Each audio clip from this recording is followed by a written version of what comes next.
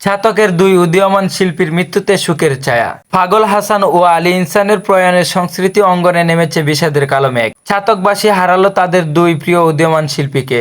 গত বছর 18 এপ্রিল 2024 সালে মারা যান জনপ্রিয় গীতিকার ও কণ্ঠশিল্পী পাগল হাসান।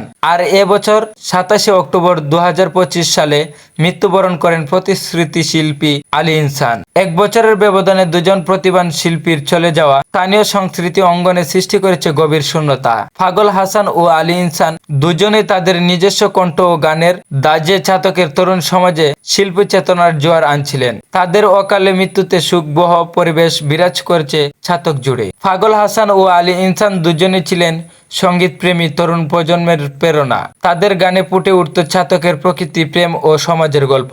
তাদের মৃত্যুতে ছাতকবাসী সহ সারা দেশের ভক্ত ও শুভাকাঙ্ক্ষীরা শোকাহত। সবাই মহান আল্লাহ দরবারে দোয়া করেছেন, আল্লাহ পাক যেন তাদের দুজনকে জান্নাতের উচ্চ মাকাম দান করেন আর তাদের পরিবারের সদস্যদের ধৈর্য দান করেন। ছাতকের সঙ্গীত অঙ্গনের এক প্রজন্ম আজ হারিয়েছে দুই আলোকবর্তিকা। তাদের স্মৃতি ও সুর চিরদিন বেঁচে থাকবে ছাতকের মানুষের হৃদয়ে। সবাই বেশি বেশি শেয়ার ও লাইক করবেন।